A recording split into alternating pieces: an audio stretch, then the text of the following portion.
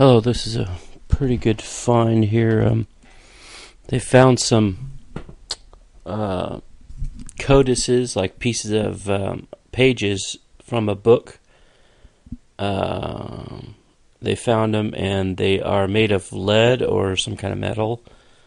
It's really kind of far out, but they found this thing, and it's.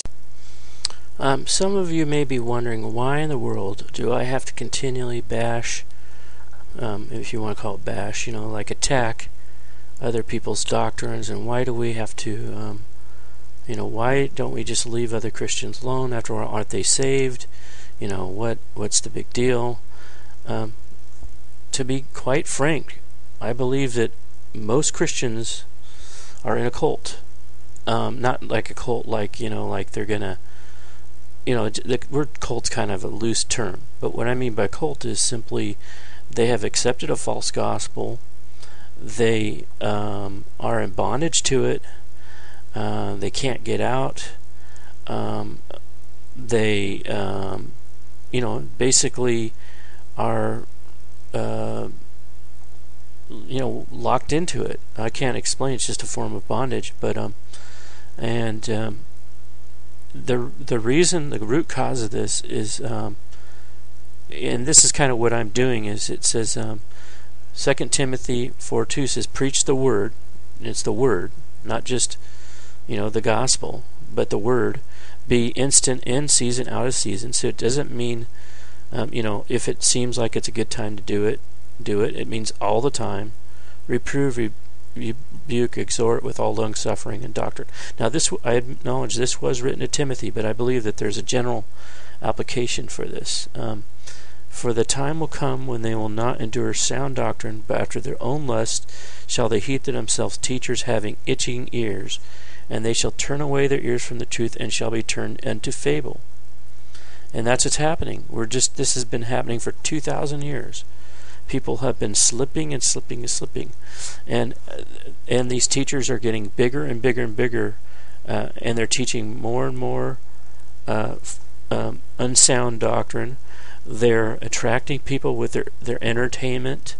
They're telling jokes, making a show to keep the people alive, and they keep repeating the same mantras over and over to just continue to itch their ears. There's just various ways of doing this. You can teach interesting things, kind of like Chuck Missler does. You can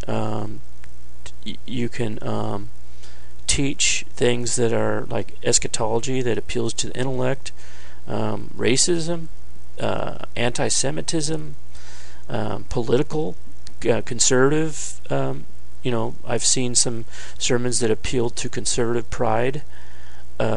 But the most common one is simply people sin, and then they're concerned that they have lost their salvation. And if a pastor does not assure them of their salvation, despite the fact that they're willfully practicing sin, and they haven't repented, they will continue to go to teachers. And these teachers are supposed to show them how. And that was for many years. I was in bondage, and I could not have that much any victory at all, over my basic, all my issues I had. And it wasn't until I started to trust in the Bible instead of listening to these people that just constantly flatter you and say, "Oh, we're all the same. Don't worry about it. I do that too." It's a dangerous, slippery slope, and that's why it's like I'm showing people that we don't have to be in bondage to these things, and that there's something going on behind the scenes that you need to be careful of. You need to pay attention to these things. Look at the scripture. I'm focusing only on scripture. Almost all the videos I have, they don't twist it. They don't take things out of context. There's a few verses I do quote that are not put in context, but I really try to stick it in context. And but this is why I'm doing this, is because I believe that most of Christianity, I'm not saying I'm the only person that's saved, and I'm not I can't judge, but I'm concerned that many churches are just simply there to just make people feel good. And I had this conviction on my own. It convicted me. I thought, this is not right what I'm doing. So that's why I'm doing all these things. And I'm not doing it to just say I'm right,